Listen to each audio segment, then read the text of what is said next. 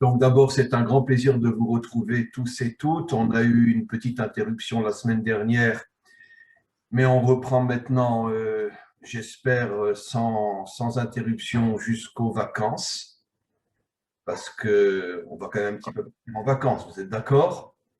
On a le droit de partir en vacances? Oui? Non, hein? Pas trop. Bon, Aller à la plage. c'est pas grave. Éteignez vos micros, mes amis. Et voilà. Donc, on va commencer aujourd'hui. Donc, comme d'habitude, On vous voit pas.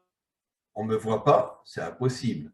Vous ne me Si, voyez si, pas? on voit. Si, bien sûr. Il n'y a Oui, pas on de... voit Raph. Donc, juste encore une fois, désactivez vos micros pour que je puisse commencer. Alors, c'est bon. Il y a des micros qui sont ouverts, il y a du bruit. Alors, on va commencer. 1, 2, 3. Voilà. Donc, aujourd'hui, le sujet que j'ai choisi est un sujet qui, bien sûr, au départ, a une référence dans la Torah, mais comme je ne cesse de l'expliquer, je pense que de plus en plus, ceux qui m'écoutent sont conscients que ce que je dis est vrai. L'histoire d'Israël n'est que le microcosme de l'histoire de l'humanité tout entière.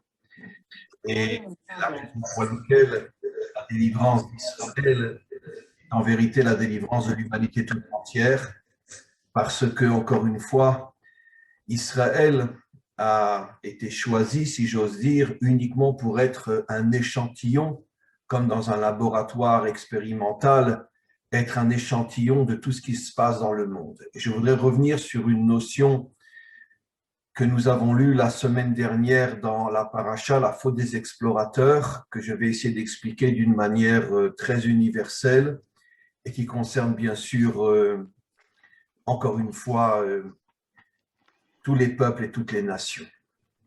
La faute des explorateurs qui ont tout fait pour que Israël ne rentre pas sur sa terre.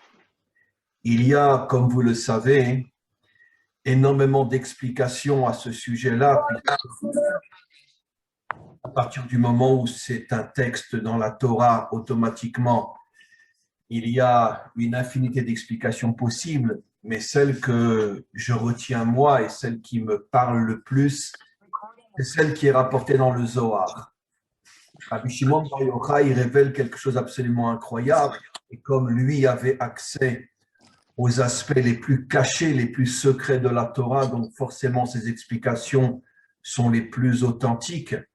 Rabbi Shimon Bar Yochai révèle qu'en vérité, lorsque les explorateurs sont arrivés en Israël, ils ont compris que finalement ils allaient perdre leur pouvoir, qu'ils n'étaient des dirigeants de tribus, puisque chacun des 12 explorateurs était en vérité un chef de tribu, qu'ils ne pouvaient diriger Israël que dans le désert, mais une fois arrivés en Israël, ils allaient perdre le pouvoir et finalement ils allaient être remplacés par d'autres. Ça leur est monté à la tête et ils n'ont pas voulu perdre le pouvoir. Et c'est une des raisons, explique Rabbi Shimon Bar Yochai, pour laquelle, lorsqu'ils sont revenus, ils ont tout fait pour décourager Israël de rentrer en Israël, avec malheureusement cette intention cachée de ne pas perdre leur pouvoir. Alors, c'est une notion qu'on a déjà traitée de nombreuses fois. Je voudrais aujourd'hui l'aborder sous un aspect nouveau que je n'ai pas encore véritablement traité. Nos maîtres expliquent dans le Talmud que les 3 défauts principaux de l'homme, il y a des milliers de défauts, mais les 3 plus élevés sont le premier, la débauche, le deuxième, plus haut, le besoin d'argent, et le plus élevé de tous les défauts, c'est le pouvoir. Nos maîtres nous disent que le pouvoir est le plus élevé de tous les défauts, en dessous l'argent et en dessous la débauche. Et nos maîtres se posent la question, pourquoi le pouvoir est le défaut le plus convoité, celui qui finalement est le plus recherché par ceux qui ont les moyens d'atteindre le pouvoir? Et comme on le sait aujourd'hui plus que jamais, tout le pouvoir dans le monde entier et surtout dans les pays démocratiques, qui ne sont qu'une vitrine, sont les plus corrompus de tous. Et pourquoi? Alors, je vais révéler aujourd'hui quelque chose d'assez nouveau et on va revenir à l'homme lui-même. On sait tous que dans l'homme, il y a une étincelle divine qu'on peut appeler l'âme. Comme il est dit dans la Torah, que Dieu insuffla dans le corps une âme de vie.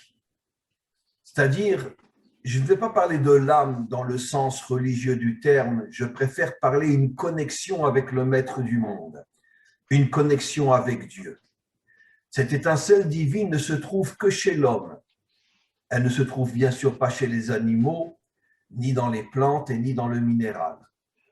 L'homme a donc une étincelle divine en lui, et je vais vous expliquer que c'est malheureusement cette étincelle divine qui est à l'origine de l'orgueil, du culte de l'ego et de la recherche du pouvoir, lorsque cette étincelle divine est mal utilisée, et on va approfondir le sujet aujourd'hui. Comme on le sait, l'homme a deux penchants. Il a une force positive en lui, qu'on appelle en hébreu le Yetzer Tov, la force du bien, et il a une force négative qu'on appelle en hébreu le Yetzer Hara, une force du mal. Malheureusement, jusqu'à la délivrance finale, 99,9% des hommes et des femmes, bien sûr, sont plus dominés par leur mauvais penchant que par leur bon penchant. Et qu'est-ce que fait le mauvais penchant? Il essaye de récupérer même les forces positives qui se trouvent à l'intérieur de l'homme pour finalement le faire tomber, le faire chuter, comme on va le voir plus en détail dans quelques instants. Cette étincelle divine, pourquoi c'est elle, lorsqu'elle est récupérée par notre mauvais penchant, pourquoi c'est elle qui nous amène à l'orgueil, le culte de l'ego, la recherche du pouvoir? Parce que l'essence de Dieu, qui a mis en nous cette étincelle divine, l'essence de Dieu, je ne dis pas que c'est la seule dimension de Dieu, mais on pourrait dire l'une des forces principales de Dieu, c'est qu'il dirige ce monde. C'est vrai, il dirige ce monde d'une manière qui est complètement cachée, en tout cas jusqu'à la délivrance finale, puisque 99% des hommes pensent que c'est eux qui ont le monde entre leurs mains. Mais quoi qu'il en soit, comme il est dit au moment de la délivrance, en ce moment-là, l'humanité tout entière comprendra que c'est Dieu qui a toujours dirigé le monde. Donc Dieu est un dirigeant. Dieu, d'une certaine manière, a le pouvoir. Aujourd'hui, comme je l'ai expliqué dans des milliers de cours, ça nous est très, très, très difficile de comprendre comment Dieu a le pouvoir, puisqu'apparemment, ce sont les méchants, ce sont toutes les puissances de ce monde qui dirigent le monde. Mais ce n'est pas le sujet du cours aujourd'hui. Et ce pouvoir caché de Dieu, nous commencerons à le comprendre véritablement au moment de la délivrance finale. Mais en tous les cas, c'est lui qui a le pouvoir. Ce qui veut dire que l'un des aspects de Dieu, c'est de le définir comme étant un véritable dirigeant, même si la manière dont il dirige le monde est complètement cachée, complètement incompréhensible à nos yeux. Mais ce qui nous intéresse, encore une fois, je me répète, c'est que Dieu est, on pourrait dire, une dimension de pouvoir. Et lorsqu'il a mis son étincelle en nous, finalement, cette étincelle est porteuse de la dimension divine qui est le pouvoir. Le problème c'est que cette étincelle divine qui est le pouvoir qui se trouve en nous est immédiatement récupérée par les forces du mal qui se trouvent en nous aussi. Et au lieu d'utiliser cette étincelle divine pour construire le monde, pour réparer le monde et pour faire de ce monde un monde dans lequel il y aura l'unité, la paix et le respect entre les peuples, malheureusement, le mal en nous récupère cette étincelle divine qui est l'étincelle du pouvoir pour finalement nous faire sombrer dans l'orgueil, le culte de l'ego et la recherche de pouvoir dominer les autres. Donc, on vient de comprendre quelque chose que je n'ai encore jamais véritablement expliqué comme je vous l'explique aujourd'hui. L'origine de l'orgueil, si incroyable que ce soit, l'origine de l'orgueil provient de cette étincelle divine qui est en nous, qui est l'étincelle du pouvoir, qui malheureusement est récupérée par le mauvais côté, par les mauvaises forces qui sont en nous et qui font que finalement on veut ramener tout à nous. On veut être connu, on veut s'afficher. Et si on est un homme qui a la possibilité d'avoir le pouvoir, on veut utiliser cette force qui est en nous, qui est cette étincelle divine, pour pouvoir dominer les autres, ce qui est le cas de tous les dirigeants aujourd'hui. On vient d'expliquer quelque chose d'assez extraordinaire. C'est que finalement, l'origine du plus grand défaut de l'homme, vient de Dieu. Et comment je me permets de dire une chose pareille? Parce que nos maîtres nous expliquent que justement, les forces contraires font tout pour récupérer le bien et le transformer en mal. Et donc, cette étincelle divine que Dieu a mis en nous, qui au départ, le projet divin était qu'on soit ses associés pour construire le monde, qu'on ait le pouvoir, la force, la volonté, la détermination de construire le monde, immédiatement, ce pouvoir a été récupéré par le mal pour que finalement, on se serve des autres pour être soumis à notre ego, à notre orgueil. Et encore une fois, si on a la possibilité d'être un dirigeant, que les peuples soient soumis aux dirigeants. C'est ça, encore une fois, l'origine de ce défaut que nos maîtres considèrent comme étant le plus haut de tous, parce que c'est le seul défaut qui possède en lui, à l'origine, une étincelle divine qui a été récupérée par le mal. Mais je vais aller beaucoup plus loin encore. Et je vais dire des choses qui sont extrêmement délicates, qui, encore une fois, me font entrer dans un champ de mine, et j'espère que je ne mettrai pas mon pied sur une mine. En vérité, la faute des explorateurs, qui est encore une fois cette volonté de ne pas perdre leur pouvoir parce que leur mauvais penchant a repris cette étincelle divine qui était en eux, au lieu de construire le monde, ils l'ont détruit, puisque comme on le sait, les explorateurs ont amené les 2 destructions de temples et les 4 exils d'Israël. Et quand je dis les 2 destructions de temples et les 4 exils d'Israël, je m'adresse à l'humanité tout entière, dans le sens universel des choses, puisque le temple, je ne vais pas bien sûr consacrer un cours là-dessus, mais le temple représente l'union entre Dieu et son monde.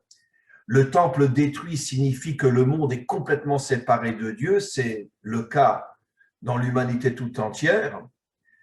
Et les 4 exils sont en vérité les exils de l'humanité tout entière, puisqu'il n'y a aucun homme sur terre qui sait pourquoi il existe, aucun homme sur terre n'est connecté à sa source, et aucun homme sur terre agit véritablement dans le but de pouvoir réparer le monde.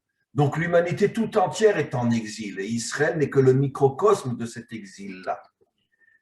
Donc les explorateurs ont amené finalement la plus grande catastrophe à titre de microcosme, révélateur de ce qui se passe au niveau de tous les peuples.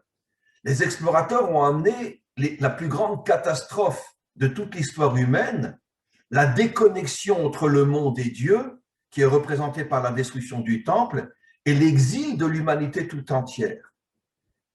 Mais maintenant, je vais aller plus loin, et là je rentre vraiment dans un champ de mine. Les explorateurs, c'était des laïcs, c'était des voyous au départ, c'était des bandits? Non. Ils ont été choisis par Moshe.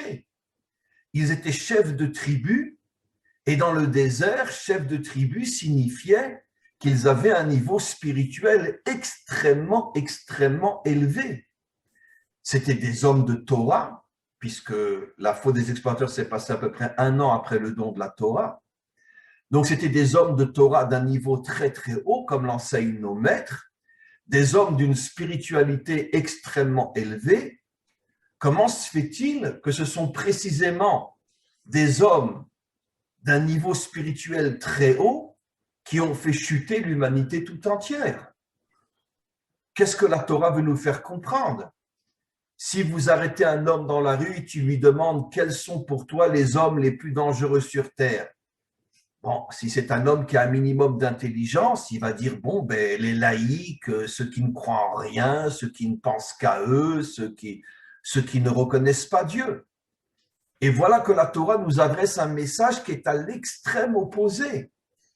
Ceux qui ont fait chuter l'humanité tout entière, puisque dans la chute d'Israël, c'est la chute de l'humanité tout entière, ce sont précisément au départ des hommes qui avaient un niveau spirituel extrêmement haut.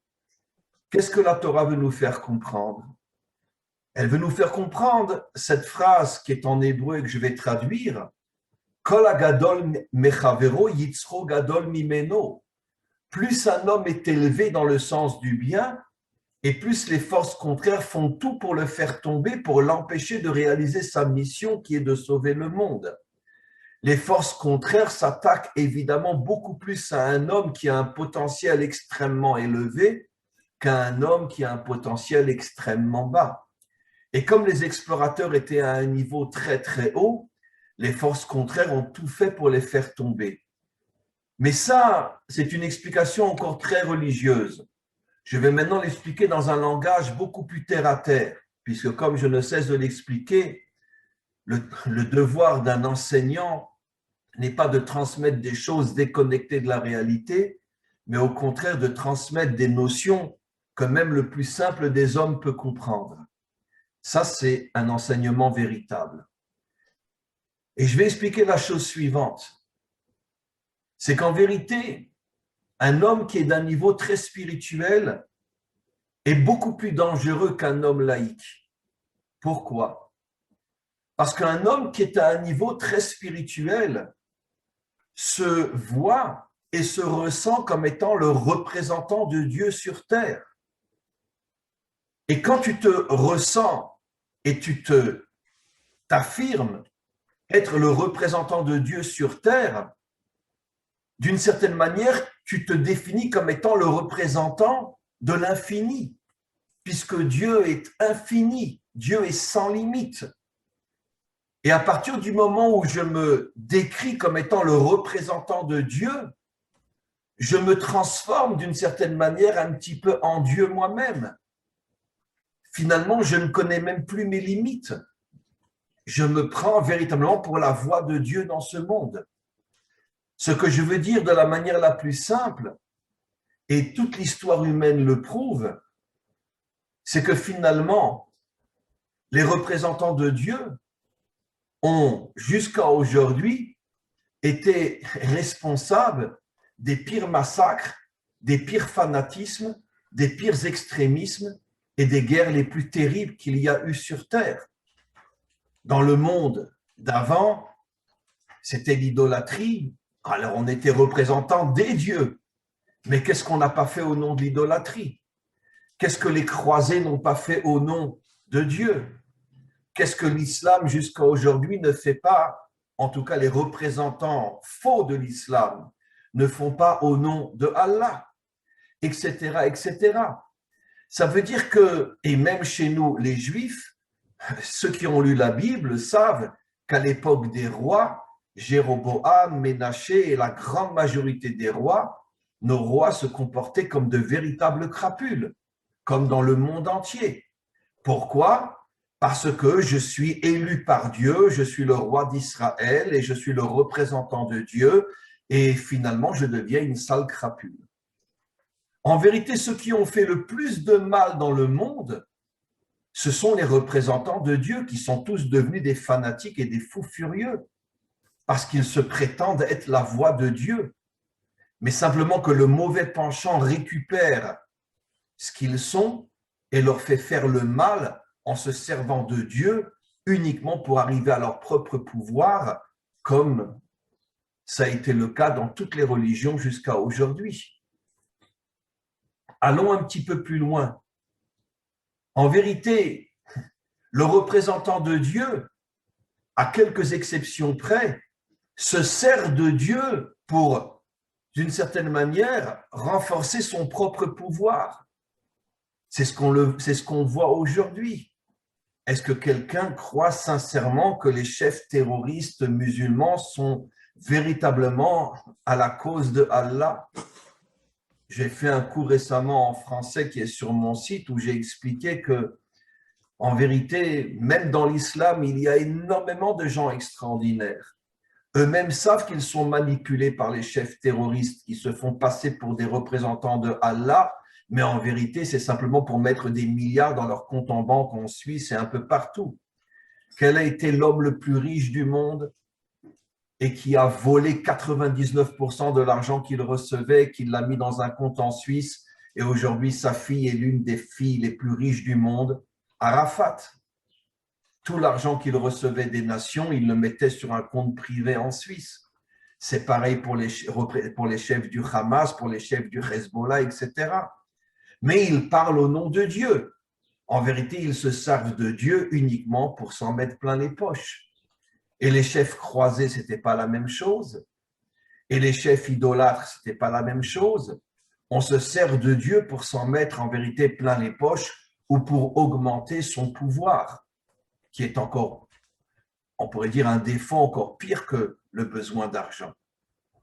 Et donc, c'est ça ce qui se passe. Les représentants de Dieu sont plus dangereux que les laïcs parce qu'ils se servent de Dieu pour se faire passer pour des représentants de Dieu et finalement, au nom de Dieu, ils sont capables d'inventer les pires choses. Dieu a dit, tuez les infidèles. Dieu a dit, il faut détruire tous ceux qui ne croient pas en Allah ou qui ne croient pas en Dieu ou qui ne croient pas en ci, en ça. Toutes les guerres de religion au nom de Dieu. Donc, maintenant, on comprend pourquoi la Torah révèle pour la première fois, mais je n'ai pas fini, que les premiers qui n'ont pas voulu perdre leur pouvoir étaient des religieux, les explorateurs, pour nous faire comprendre que le culte du pouvoir au niveau des religieux est encore beaucoup plus dangereux qu'au niveau des laïcs. Maintenant, vous pouvez me poser une question, mais pourtant Hitler, qui a tué 50 millions de personnes pendant la Deuxième Guerre mondiale, il n'était pas religieux. Alors faites des recherches et vous verrez à quel point j'ai raison. Hitler était un homme qui était entouré de sorciers, qui était entouré de gens extrêmement métaphysiques, etc. Et ses plus grands conseillers étaient en vérité des gens extrêmement religieux dans le sens du mal. Mais Hitler n'était absolument pas un laïc. C'était un homme extrêmement mystique, une mystique du mal, une mystique de la destruction. Mais pourquoi il s'est attaqué au monde entier?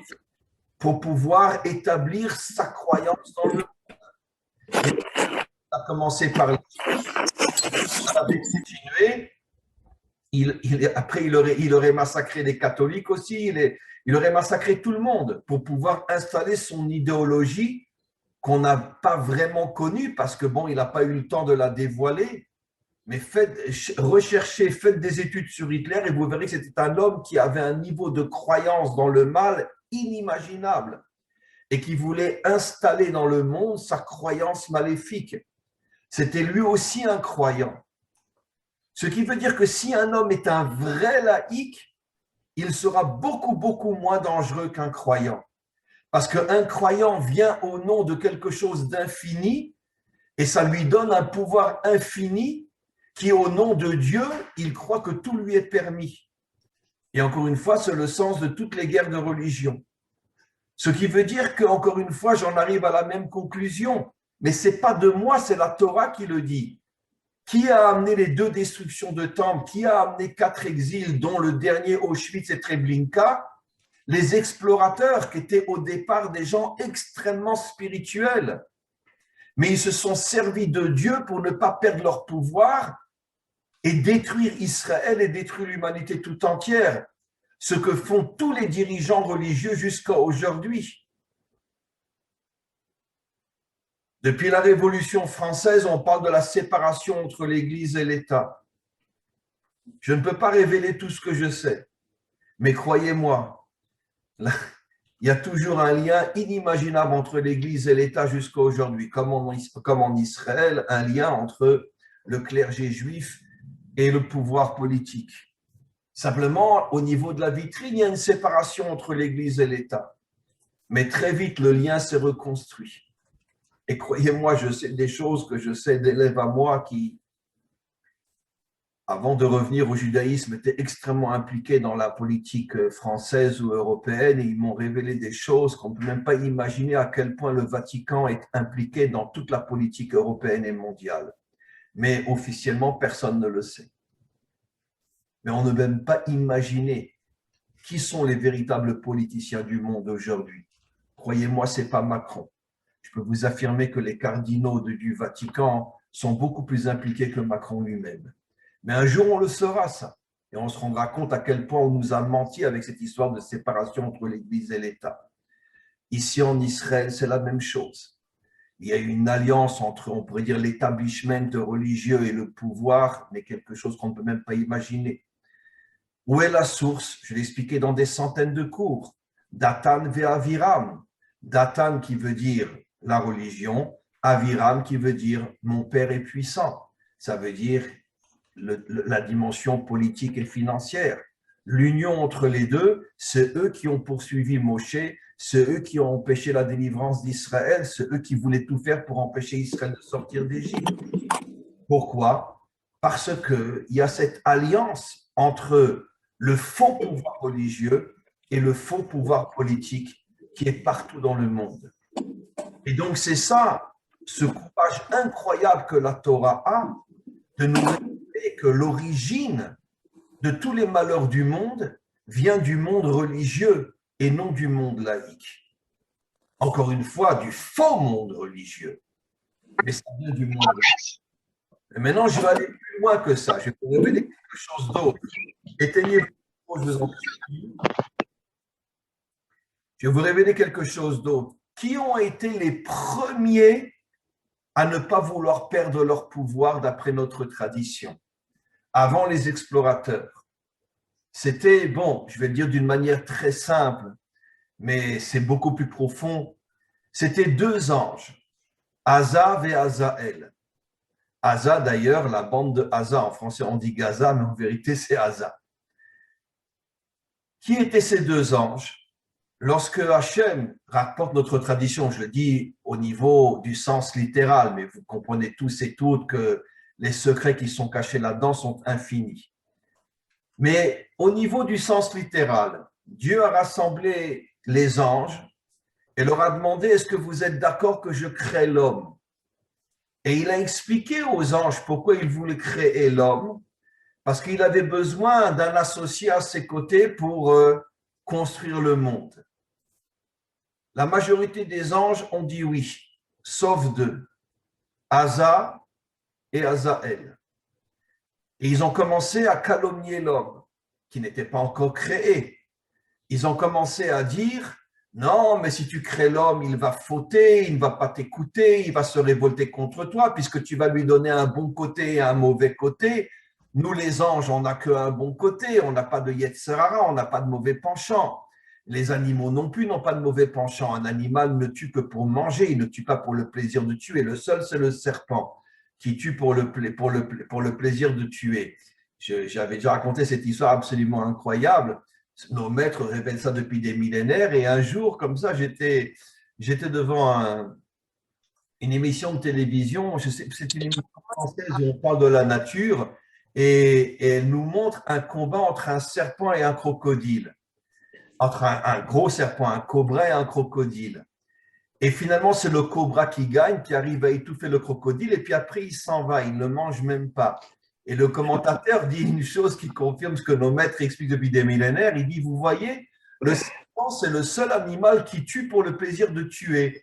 Parce qu'un lion, il tue pour manger, un loup, il tue pour manger. Un renard, il tue pour manger.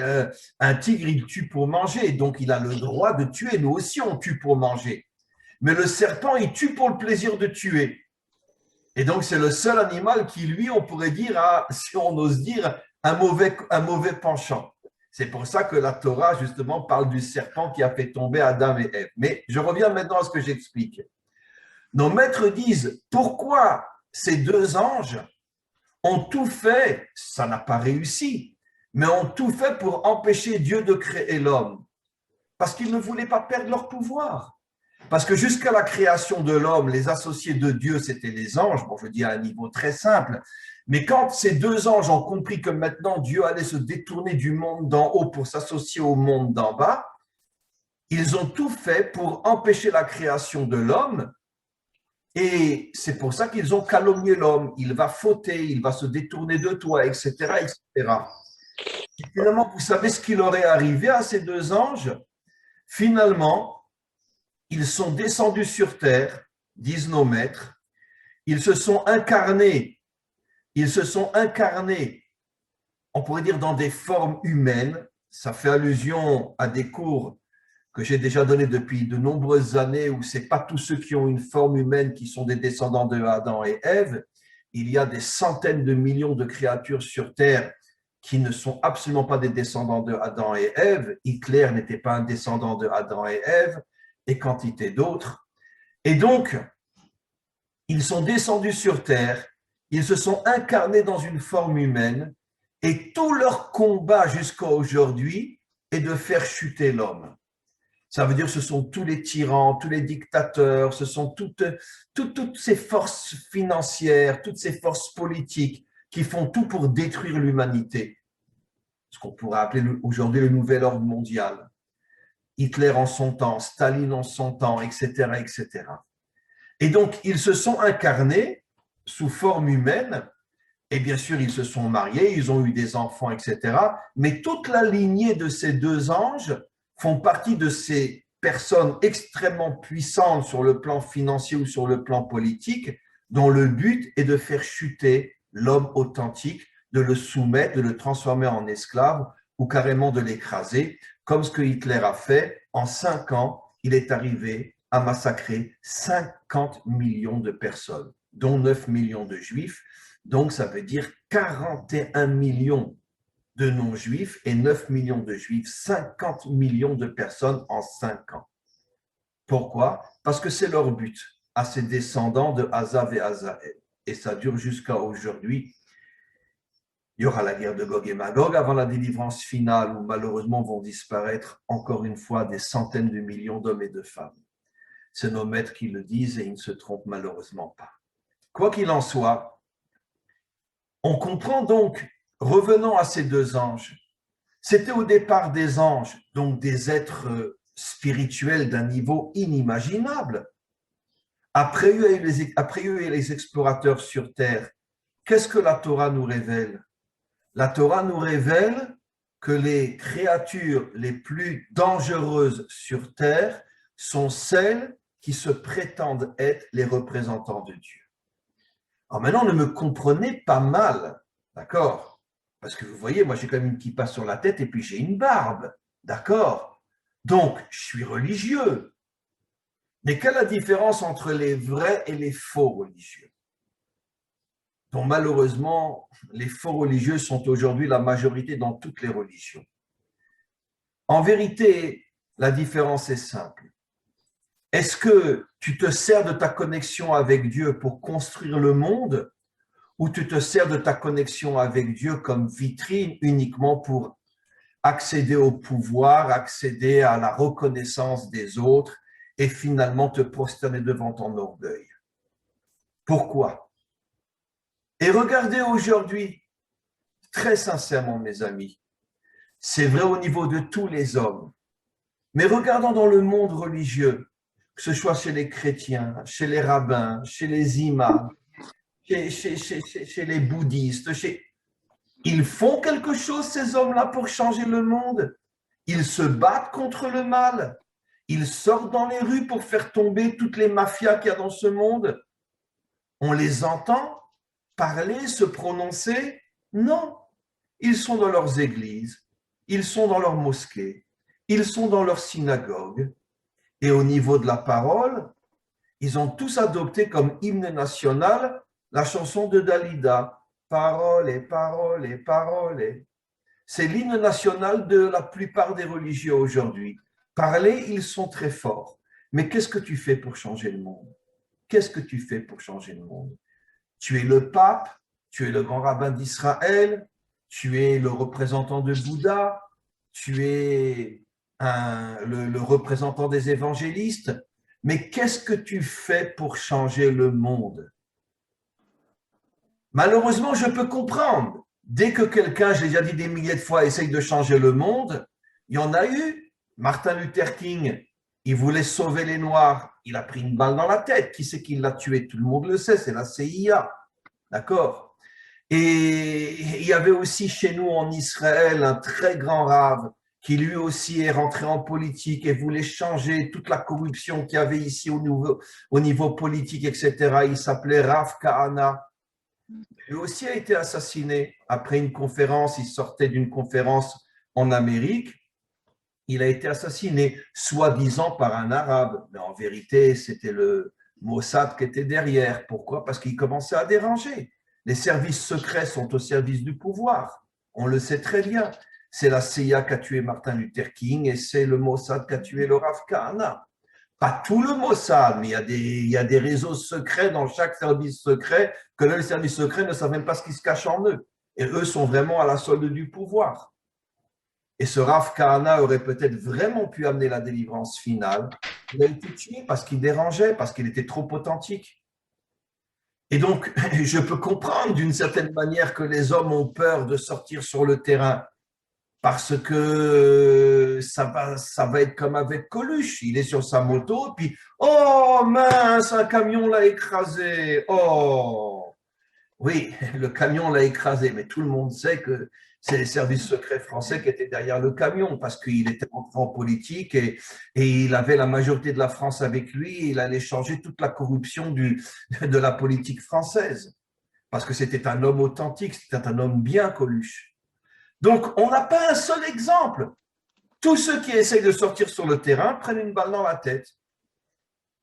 Donc, je peux comprendre que finalement, on préfère manger des éclairs au chocolat chez soi à la maison et partir en vacances. Et c'est quand même beaucoup plus simple. Donc, finalement, mes amis, on est dans une véritablement terrible situation. La première chose que je vous dis, vous n'allez pas me croire, d'accord? Arrêtez d'écouter les rabbins, les curés, les prêtres, les religieux. Arrêtez de les écouter. Arrêtez. D'accord? Arrêtez. Pourquoi? Parce qu'ils sont tous là pour nous endormir à la solde du pouvoir. Arrêtez de les écouter. Et donc, concrètement, si on arrive à trouver des maîtres authentiques, si on arrive à trouver, et même dans toutes les religions, des hommes qui sont sur le terrain et qui n'ont pas peur de prendre une balle dans la tête, si on arrive à trouver des gens comme ça, c'est eux qu'il faut suivre. Parce que c'est eux qui amèneront la délivrance finale et c'est eux qui sauveront l'humanité tout entière. Voilà le secret absolument incroyable que la Torah nous révèle. N'ayez aucune confiance dans les représentants de Dieu. Qu'ils soient cardinal, qu'ils soient curés, qu'ils soient prêtres, qu'ils soient rabbins. N'ayez aucune confiance en ceux qui se prétendent les représentants de Dieu. Ça veut dire ceux qui sont dans l'établissement religieux. N'ayez aucune confiance en eux parce qu'ils ne sont pas là pour sauver le monde. Ils sont là pour qu'on se prosterne devant leur orgueil et devant leur ego. C'est tout. Alors voilà, on va maintenant passer à vos questions. Et j'ai sauté sur une mine ou pas? Oui, je pense au moins sur 3. Alors, qui c'est qui maintenant peut poser une question? Agnès, allez-y. Ouvrez votre micro, c'est bon. Bonjour Rav. Vous savez, souvent vous dites qu'il faut écouter les mots. Et j'ai écouté donc, entre autres, votre cours donc, sur les explorateurs. C'est assez compliqué, hein, mais bon. Et donc, il est dit que les explorateurs vont à Paran. Oui. Bon, Paran, c'est le lieu donc où Agar s'était réfugiée avec Ismaël. Absolument. D'accord. Et donc, quand j'ai écouté le mot Paran, j'ai entendu le mot parade, la peur. Bon. C'est pas tout à fait le même mot, c'est une lettre qui change. Pachad, oui. Non, mais en vérité, c'est 2 lettres, parce que Pachad, c'est avec un chet et Paran, c'est avec un resh. C'est pas tout à fait le même mot. Et si vous voulez, est-ce que par exemple, les explorateurs, lorsqu'ils sont arrivés à Paran, ils n'ont pas eu la perte de Elohim, c'est-à-dire qu'ils ont vu, ils ont perdu la notion de la mesure et ils étaient habitués donc à rester depuis dans un monde de mesure et ils sont arrivés dans un monde de démesure.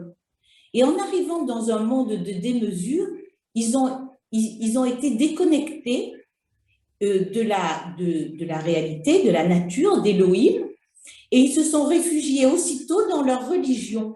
Comme vous avez dit tout à l'heure, les hommes religieux, ils restent dans leur synagogue, dans leur église, et finalement, ça les protège. Hitler, la première chose qu'il a fait, c'est de faire des blocos pour se réfugier au cas où. Donc, cette idée de peur qui rend aveugle, donc on peut aller à des notions de vos cours sur, c'est tellement compliqué, mais bon, sur la pupille, sur la déconnexion entre le monde d'en haut et le monde d'en bas, enfin. Et est-ce que ce ne serait pas à l'origine la peur de ce retranchement à chaque fois de la réalité et d'affronter le monde? Parce que finalement, le religieux, il est très bien dans ce monde, mais une des fautes, une des choses qui paralyse l'homme et le rend aveugle, c'est bien la peur. C'est pour ça que j'ai entendu ce mot, mais c'est vrai que, comme je vous ai dit souvent, en ne connaissant pas bien les lettres hébraïques, l'écriture des lettres hébraïques, le ret, le resh, donc on peut se tromper. Écoutez, je suis absolument d'accord avec ce que vous dites. Et Marx l'a dit avant vous, tous les lieux de culte sont des lieux de refuge pour ne pas avoir le courage de vivre comme un véritable soldat dans ce monde. Les lieux de culte ont été inventés pour pouvoir permettre à l'homme de s'enfuir. Aujourd'hui, dans le monde moderne laïque, c'est la drogue qui remplace la synagogue ou qui remplace l'exil, mais c'est exactement la même chose, comme l'avait dit Marx, la religion, c'est l'opium des peuples. La seule différence entre Marx et moi, c'est que Marx ne connaissait que la fausse religion, il ne connaissait pas la vraie religion, puisque malheureusement, la vraie religion est presque invisible. D'ailleurs, je ne veux pas dire le mot religion, parce que le mot religion, c'est un gros mot. Il ne connaissait pas la vraie croyance. La vraie croyance, elle est pratiquement invisible, puisque, encore une fois, où trouve-t-on des croyants authentiques qui sont prêts à se battre contre toute la méchanceté de ce monde? Le premier qui aura vraiment ce courage-là sera le Mashiach, et il a été précédé par un homme qui était le roi David. Maintenant, entre le roi David et le Mashiach, vous pouvez compter sur les 10 doigts de la main des vrais croyants qui ont été des hommes d'action. Donc, c'est pour ça que la seule chose que nous, on voit, c'est la religion. Je suis à l'église, je me confesse, je suis à la synagogue, je prie, je rentre dans la mosquée, je prie, je vais dans un temple idolâtre, je prie aussi. Et donc, finalement, les synagogues ont été créées justement pour pouvoir, enfin, les lieux de culte ont été créés pour pouvoir justement protéger l'homme de toutes les peurs et de toutes les angoisses qu'il a dans ce monde. Bien sûr. Maintenant, je vais vous dire quelque chose d'absolument incroyable. Vous savez, quand les premières synagogues ont été créées dans notre peuple, avec le premier exil en Babylonie, pendant des siècles et des siècles, il n'y avait pas de synagogue. Les hommes ne priaient pas dans un lieu de culte. Il y avait le temple, ça oui, mais pas tout le monde allait tous les jours au temple. Celui qui habitait dans le nord d'Israël n'allait pas tous les jours dans le temple. Il n'y avait pas de train et pas d'avion et pas de voiture à ce moment-là. Ils y allaient que 3 fois par an, aux 3 fêtes. Donc, toute l'année où il priait, eh ben, il se retrouvait tout seul dans son champ, puisque tout le monde était agriculteur à l'époque, et il se mettait à prier. Mais il n'allait pas dans un lieu, il priait dans son champ. Et si c'était un artisan, il priait dans son lieu de travail. Ça, c'est la vraie prière, où je prie dans l'endroit où je suis avec le monde. Mais si je quitte mon bureau pour entrer dans une synagogue, c'est le plus grand mensonge qui existe sur Terre. Si je quitte mon entreprise pour entrer dans une église, c'est le plus grand mensonge qui existe sur Terre. Non, je dois prier dans l'endroit où je suis en connexion avec ce monde. Et pendant des siècles, les Juifs priaient sur leur lieu de travail. Malheureusement, après, quand il y a eu l'exil, eh ben, il y a eu justement ce que vous avez dit, puisque l'exil, c'était des souffrances inimaginables. Et les dirigeants d'Israël ont compris que l'homme avait besoin de se réfugier dans un endroit où il pouvait retrouver, on pourrait dire, un certain espoir. Et c'est là que les synagogues ont été créées. Maintenant, je vais vous dire une chose. La première chose que moi, je demanderai au Mashiach lorsqu'il va venir, sinon je lui dirai, bon, ça c'est à la Dinovitch, mais je lui dirai, va te faire voir, je lui dirai, ou tu annules toutes les maisons de prière du monde, ou je ne m'associe pas à toi. En vérité, il restera le temple, au sujet duquel il est dit, le temple deviendra le lieu de prière pour toutes les nations. Mais ce n'est pas tous les jours et toute la journée, puisque les Français ne peuvent pas venir tous les jours au temple. Ça sera peut-être 1 ou 2 fois par an, où toutes les nations se retrouveront dans le temple. Mais tout le reste du temps, où priera un Français au moment de la délivrance? Dans son bureau.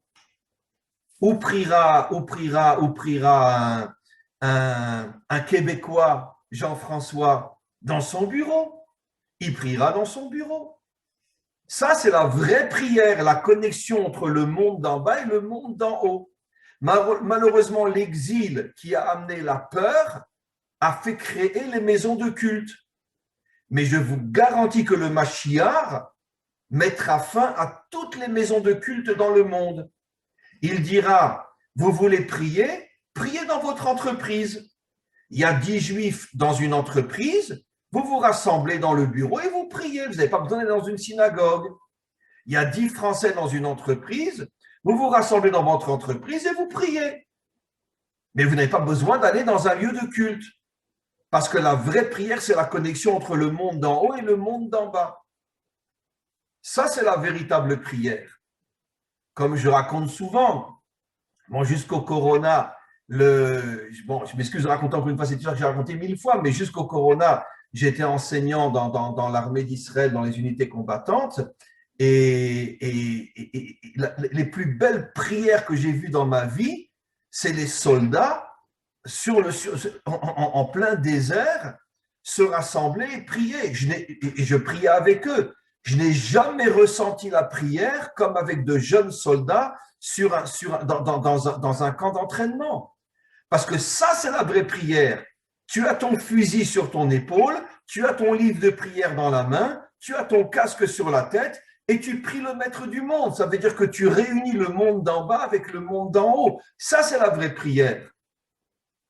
Ça prouve que tu n'as pas peur.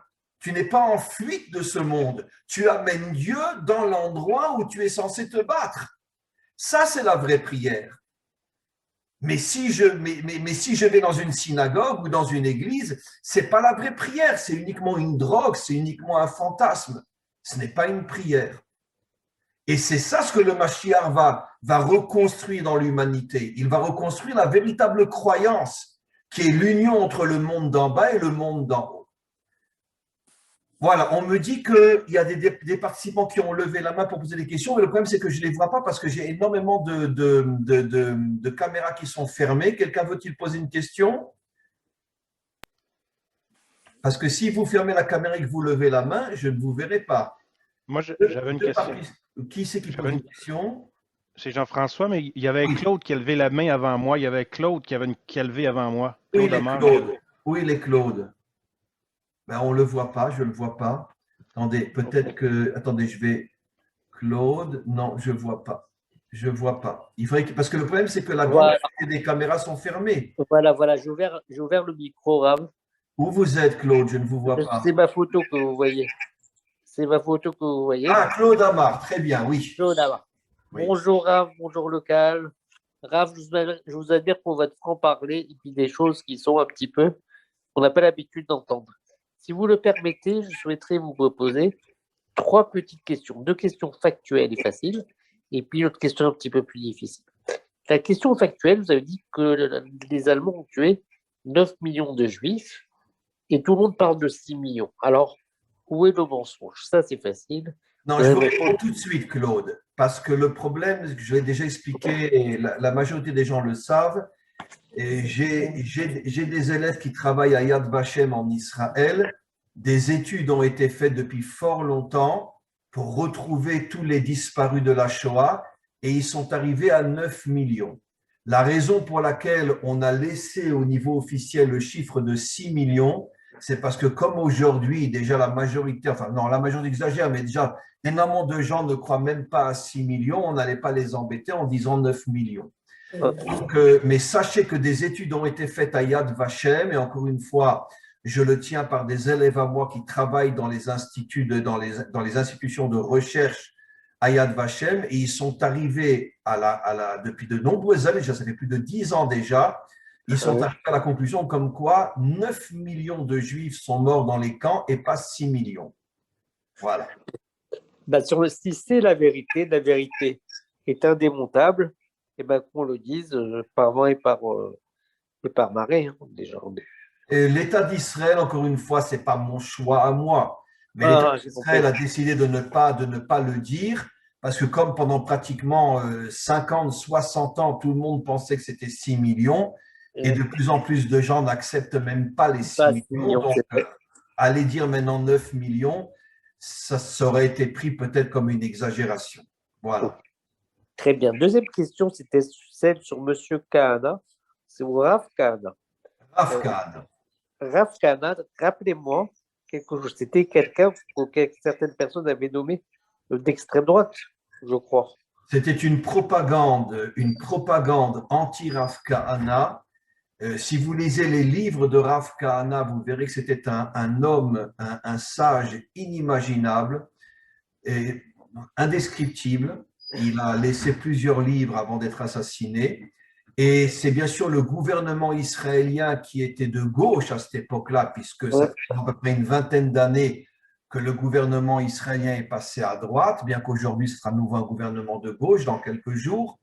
Mais quoi qu'il en soit, à l'époque du Rav Kahana, c'est la gauche qui dirigeait le pays depuis la création de l'État d'Israël. Et bien sûr, ils l'ont fait passer pour un homme d'extrême droite, alors que c'est absolument faux. Personnellement, je l'ai connu, j'ai connu des élèves à lui, etc. Et c'était un homme d'une bonté, d'une ouverture, d'un respect même des musulmans inimaginable. Il ne combattait que le terrorisme, mais non les musulmans. Et il avait lui-même pas mal de musulmans qui, en secret, le suivaient, le soutenaient, parce que son but était de faire tomber le terrorisme. Et je vous apprendrai peut-être, si vous ne savez pas, que ceux qui souffrent le plus du terrorisme sont les musulmans eux-mêmes, plus encore que les juifs. Imaginez-vous ce qui se passe à Gaza si un musulman levait son nez, il est torturé à mort dans une prison, découpé en morceaux. On ne peut même pas imaginer ce qui se passe dans les prisons de Gaza aujourd'hui si un musulman de Gaza ose dire quelque chose contre le Hamas, pire qu'en Syrie. Et donc, il était soutenu par énormément de musulmans qui, en secret, l'aidaient pour pouvoir justement mettre fin au terrorisme. Donc, ce n'était pas du tout un type d'extrême droite, c'est une pure invention, exactement comme les antisémites inventent le sale juif. Alors, c'est tout simplement un discours dans le but de salir et de souiller ce que l'on veut détruire. Ma question est la preuve de mon ignorance. Où est-ce qu'on pourrait trouver les écritures et les livres de Rav Kahana? Alors, il y a énormément de livres. Vous rentrez dans n'importe quelle librairie. Allez, vous habitez où? En France, mais sur Internet. C'est beaucoup plus compliqué, non. Si vous étiez en Israël, je vous aurais indiqué des librairies où vous pouvez trouver tous les livres à Kiryat Moshe. Si un jour vous venez en Israël, allez à Kiryat Moshe, là où il y a la grande yeshiva du Rav Kook, et rentrez dans une librairie, vous trouverez les livres du Rav Kook, du Rav Kahana là-bas.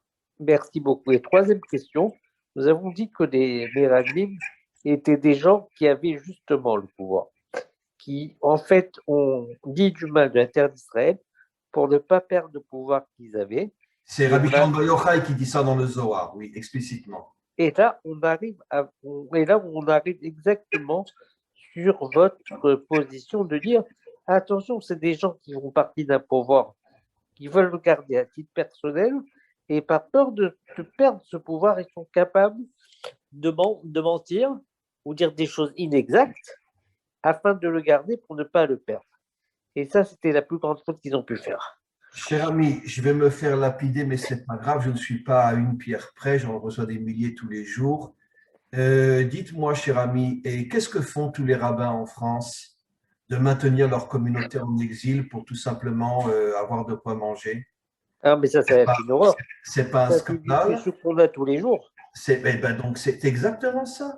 C'est exactement ça. Les premiers qui devraient pousser leur communauté à quitter l'exil et venir s'installer en Israël devraient être justement les rabbins. Ça prouve bien que ce ne sont pas des rabbins, ce sont tout simplement des fonctionnaires qui ont besoin d'argent et qui tiennent leur communauté en exil et qui les empêchent de venir s'installer en Israël. Heureusement, ils ne sont pas tous comme ça. On a un cas très célèbre d'un grand rabbin qui est de New Jersey, qui a une cinquantaine d'années a pris toute sa communauté alors qu'ils étaient tous immensément riches et ils sont venus s'installer dans un bled perdu dans une montagne du territoire des Yehuda et ils ont fondé la ville qui aujourd'hui s'appelle Ephrat, à 10 km de Jérusalem. Mais c'était tous des gens, imaginez des Américains donc très aisés. Et le Rav a dit, on part tous en Israël. Il a laissé tomber sa communauté. Ils ont laissé tomber la plupart d'entre eux leur travail.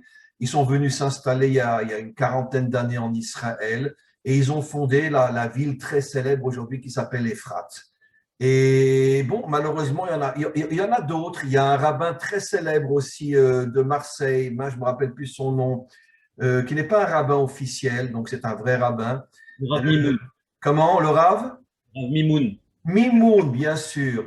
J'ai eu le bonheur, il y a à peu près une dizaine d'années, de faire une conférence avec lui à Marseille. Le Rav Mimoun a pris une grande partie de sa communauté et ils sont venus s'installer dans un quartier ici à Jérusalem. Lui continue à faire des allers-retours, mais pourquoi lui il l'a fait? Parce que ce n'est pas un rabbin officiel.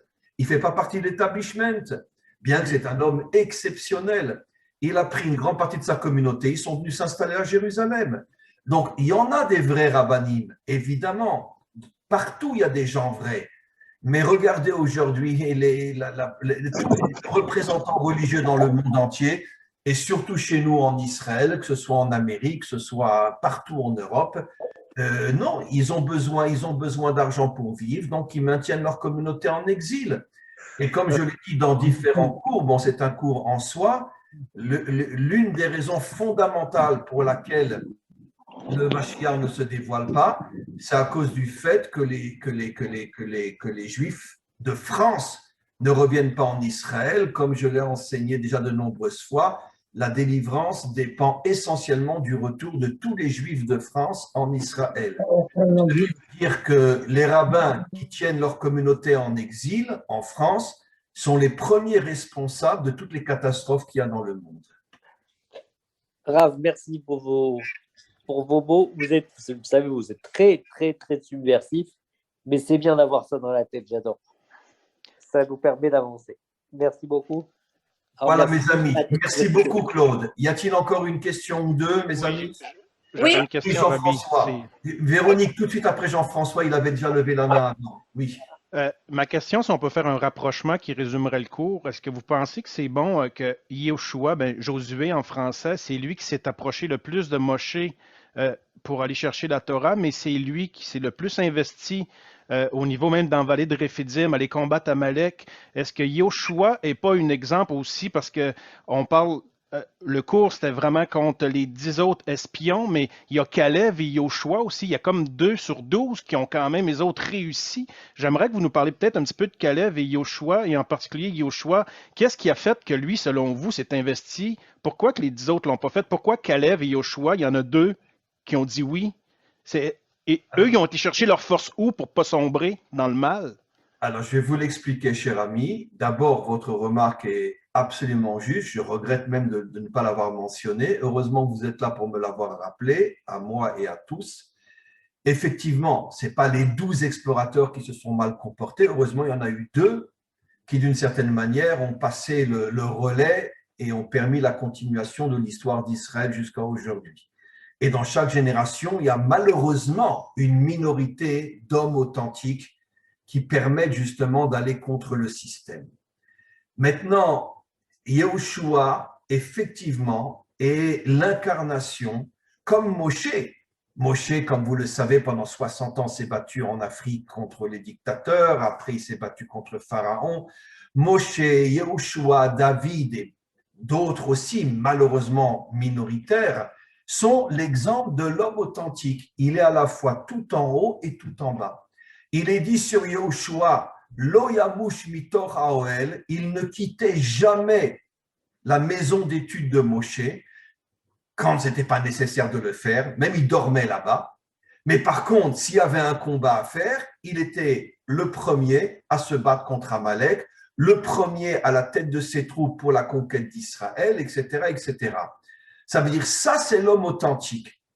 Tant que je peux étudier et me consacrer à Dieu, j'étudie et je me consacre à lui. Mais si la réalité m'oblige à quitter ma maison de culte pour aller me battre réellement dans ce monde, tout de suite, je me bats dans ce monde. J'ai souvent donné l'exemple que on a eu dans notre génération, malheureusement très peu, mais on en a eu un, c'était Moreno. Moi, je ne sais pas si vous avez entendu parler de lui, c'était un soldat, un soldat caché jusqu'à aujourd'hui, on n'a pas le droit de montrer sa photo. Il faisait partie d'une unité d'élite des plus secrètes en Israël, qu'on appelle Sayeret Matkal. C'était un officier. Des fois, il passait des mois seul en Syrie ou au Liban, etc., ou même en Iran, pour préparer des choses absolument incroyables. Bon, malheureusement, il est mort pendant la deuxième guerre du Liban, mais c'était un homme extrêmement, extrêmement croyant, mais un militaire d'une force. Quand il est mort, malheureusement, tous les officiers, y compris le chef de l'armée israélienne, a dit que depuis le roi David, Israël n'avait jamais mérité d'avoir un combattant comme lui, qui était à la fois un homme d'une spiritualité inimaginable. Et je vais raconter une petite histoire. Un jour, il revenait d'une mission avec des soldats à lui, parce que lui était officier. Ils avaient été envoyés, si je ne me trompe pas, en Iran, où ils avaient passé plusieurs mois là-bas pour préparer des choses là-bas. Et après, il est revenu et il y avait le Premier ministre, le président de l'État d'Israël, le chef de l'armée et des grands officiers qui attendaient l'hélicoptère pour lui remettre une médaille parce qu'il avait réussi sa mission et pour le féliciter. Et donc, l'hélicoptère avait deux sorties, une par derrière et une par devant. Tous les soldats sont sortis par la porte de devant et lui, il est sorti par la porte de derrière. Alors, le Premier ministre demande « Mais où il est, Moreno ?» Et les soldats ont répondu « C'était l'heure de la prière de l'après-midi. Il est sorti par la porte de derrière pour faire la prière de l'après-midi. » Bon, qui ne dure que 10 minutes. Mais alors que tu as tout le staff de toute la direction d'Israël qui l'attend pour lui remettre une médaille, et lui, il se faufile derrière parce qu'il pense que parler avec Dieu, c'est plus important que parler avec le Premier ministre. Ça, c'est un homme authentique. Il revient de plusieurs mois où chaque milliardième de seconde, sa tête était mise à prix, il risquait sa vie. Il revient d'une mission en Iran et au lieu de sortir pour recevoir sa médaille, il pense que c'est plus important d'adresser une prière à Hachem, ne serait-ce que pour le remercier de l'avoir sauvé, lui et ses soldats, pendant des mois qu'ils avaient passés en Iran. Donc, Yehoshua, c'est ça le modèle de l'homme authentique. C'est celui qui n'oublie jamais que l'authenticité, c'est la réunion des deux mondes. Je dois être fort avec Dieu et je dois être fort dans la réalité. Mais si je ne suis qu'avec Dieu ou si je ne suis que dans la réalité, je suis un corps sans âme ou une âme sans corps. Je suis donc mort. En vérité, le religieux est un homme mort, comme le laïc est un homme mort, parce que le laïc n'a qu'un corps. Le religieux n'a qu'une âme. Les deux sont des hommes morts, puisque qu'est-ce que c'est la vie? C'est l'union entre le corps et l'âme. Donc toute l'histoire humaine, c'est, comme je l'ai d'ailleurs expliqué dans un cours récemment, c'est l'histoire de la mort, où on a d'un côté, bien que ça dépend des époques, les religieux, de l'autre côté, les laïcs. Donc, on n'a que des hommes morts. C'est pour ça que toute l'histoire est parsemée de guerres, d'atrocités, etc., qui n'est que le reflet de l'homme qui lui-même est un homme mort. Vous comprenez? Alors, des modèles d'hommes authentiques, on en a grâce à Dieu. On a Moshe, on a Yehoshua, on a après quantité d'autres à l'époque des juges. ce qu'on appelle les Shoftim, qui étaient aussi des combattants, Shimshon, Samson, etc. On a le roi David, mais ça reste une minorité par rapport à l'ensemble des dirigeants dans le monde entier, y compris dans notre peuple, qui sont plus des parleurs que des constructeurs. Et ne parlons pas du monde religieux, où eux, ce ne sont que des parleurs. D'ailleurs, je pense qu'avant chaque cours, ils devraient chanter la chanson de Dalida. Paroles et paroles et paroles. Et... Voilà. Y a-t-il une autre question? Oui, Véronique, ouvrez votre micro si vous voulez poser la question. Oui, bonjour Rav et merci beaucoup. Est-ce que vous pourriez, s'il vous plaît, nous redonner le nom du livre que Monsieur Ababou a cité dans une conférence? Vous savez, je parle pas de son livre à lui, parce que ça, je sais qu'il est en vente sur votre site, mais le site d'un Rav converti, vous savez. Ah oui, c'était un homme exceptionnel. Voilà. C'était un ancien catholique qui s'est converti au judaïsme et qui est devenu un très grand maître d'Israël, vraiment dans notre génération. Et comment s'appelle ce livre? Le Retour d'Israël, je crois. Le Retour d'Israël. D'accord. Le Retour d'Israël, il me semble. D'accord. Le Retour d'Israël. Très bien. Bon, merci. Le Retour, Pardon, ne s'appelle-t-il pas le Rav Avraham Livni? Voilà, il s'appelle le Rav. Alors, cherchez dans Google Rav Avraham Livni et vous trouverez le nom exact de son livre. Livni. Voilà. Livni, ça s'écrit L-I-V-N-I. Un livre absolument exceptionnel, extraordinaire, surtout que lui-même d'origine, au départ non juive, est très catholique au départ. Et donc, il a une compréhension du monde extraordinaire. Et quand après il s'est converti, il est devenu un rave important, mais il est resté avec une vision universelle et un amour du monde et des nations. Et vous verrez, c'est un homme exceptionnel. Et le livre de Monsieur Ababou, on peut le commander sur votre site? Oui, absolument. Vous appuyez sur l'image, et après vous avez le, comment qu'on appelle ça? Vous avez le PayPal et vous pouvez le commander.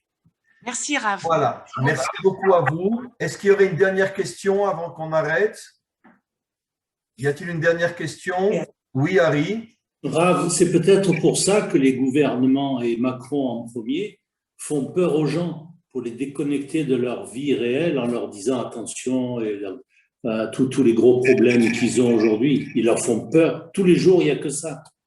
Écoutez, je vais dire quelque chose de très, très grave pour confirmer ce que vous dites.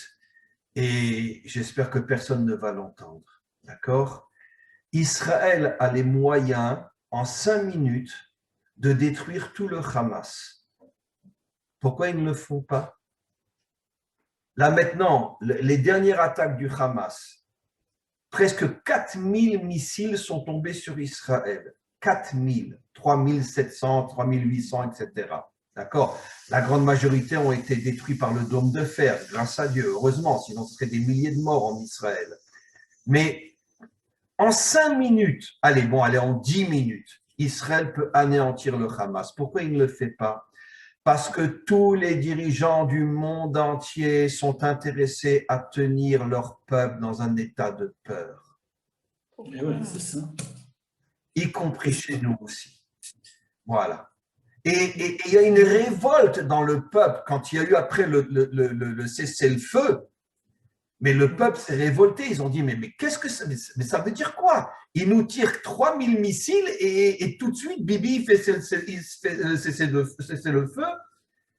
Mais les gens ne sont pas dupes. Mais c'est vrai dans le monde entier. Alors, en France, ce n'est pas un phénomène de guerre, mais c'est d'autres choses. Chaque dirigeant tient à ce que son peuple soit maintenu par une certaine forme de peur, de manière à l'affaiblir et de manière à rester au pouvoir. Ça, c'est l'arme première et principale de tous les dirigeants. D'accord? Voilà. La première chose que fera, croyez-moi, le Mashiach lorsqu'il va se dévoiler, d'accord? On espère qu'il viendra quand même. Le problème, c'est que comme il vient sur un âne, ça prend du temps. Mais la première chose qu'il fera, c'est de faire tomber tous les dirigeants du monde. Et c'est pour ça qu'il sera dans un danger inimaginable. Vous imaginez s'attaquer à tous les dirigeants du monde. Mais il n'y aura pas le choix. Parce que toute l'histoire humaine est entre les mains des dirigeants dont le drapeau de la réussite, c'est maintenir les peuples dans un état de peur. Pourquoi il y a des guerres toutes les X années? Pourquoi il y a des crises économiques? Mais d'où vous croyez qu'elles viennent, toutes ces crises économiques? Vous croyez qu'elles viennent comme ça? Mais les crises économiques, elles sont provoquées par les dirigeants, comme les guerres, pour pouvoir à nouveau mettre les peuples dans un état de panique, de perte financière, de perte physique, etc. Et puis bon, ça, il faut que personne ne l'entende, mais qu'est-ce que vous croyez avec le corona et tous ces trucs-là? Vous croyez que c'est venu comme ça? Arrêtons d'être naïfs. La vie, elle ne compte pas pour eux. Toutes les maladies, toutes les épidémies, toutes les guerres et toutes les crises financières sont provoquées par les imminences grises de ce monde qui ont besoin de maintenir le monde dans un état de panique qui fait qu'on peut les dominer parce qu'ils ont besoin de forces qui, soi-disant, les protègent. Voilà. Absolument. C'est comme ça que ça fonctionne. Mais un jour, on se réveillera. On se réveillera. Et quand on se réveillera, et on chantera peut-être la Marseillaise, d'accord? Hein? Allons, enfants de la patrie, le jour de gloire est arrivé. Non, on chantera la Marseillaise. C'est un beau chant quand même, la Marseillaise, non? Mais en plus, il vient de Marseille, ce chant-là? C'est un chant guerrier quand même. Hein. Non, mais il est sorti de Marseille. Il est sorti de Marseille. Non, pourquoi on l'appelle la Marseillaise alors? Pas vraiment. C'est historique, mais ce n'est pas vraiment de Marseille. C'est parisien. Ah, mais alors pourquoi on l'appelle la Marseillaise? Je ne me rappelle pas. Parce que tout vient de Marseille. Ah, tout vient de Marseille, très bien. Tout ce qui est bien, tout ce qui est bien. Voilà, Rav, mes amis. Rav, s'il vous plaît, est-ce qu'il y a des séquelles du vaccin en Israël ou est-ce que c'est faux? On nous dit qu'il n'y a aucune séquelle de vaccin en Israël. Ici. Il y a des séquelles, mais tout est caché, tout est caché. Tout est caché. C'est intéressant parce que jusqu'au vaccin, on était à 300-400 morts en Israël du corona. À partir du moment où on a commencé à vacciner, on est passé à 6000 morts. Non. Ben oui, bien sûr. Bien sûr. Alors, personne ne comprend. Attends, je ne comprends pas. Sans vaccin, 400 morts. Avec le vaccin, 6000 morts. Alors, bien sûr, les hôpitaux disent qu'ils sont morts du corona, mais c'est quand même bizarre. Plus on vaccine et plus il y a de morts, c'est quand même bizarre. Bon, ça, il ne faut pas l'enregistrer, mais c'est quand même bizarre. D'accord? Ben, regardez, les chiffres officiels, on est presque à 7000 morts en Israël, alors que les chiffres ont augmenté d'une manière inimaginable, précisément quand le vaccin a commencé en Israël. Donc voilà. Mais de toute façon, je veux dire, vive nos dirigeants, vive les hôpitaux, vive la médecine et voilà, on va s'en sortir, ne vous inquiétez pas. Voilà mes amis, on se retrouve la semaine prochaine. Merci Rav. Voilà, et merci à vous tous et à vous toutes. C'était, je pense, un échange vraiment très, très, très important. J'ai une question. Est-ce que vous me permettez d'officialiser ce cours? De le mettre pour tout le monde? Ça ne vous dérange pas? Non? Alors, je le mettrai pour tout le monde parce que je pense que c'est un cours très important pour tout le monde. Et voilà, alors à vous tous et à vous toutes une très très très bonne journée. Jean-François, je vous réponds à votre message aujourd'hui. D'accord? Merci beaucoup. Très bien. Que des bonnes choses mes amis et on se retrouve dimanche prochain. Voilà. À bientôt.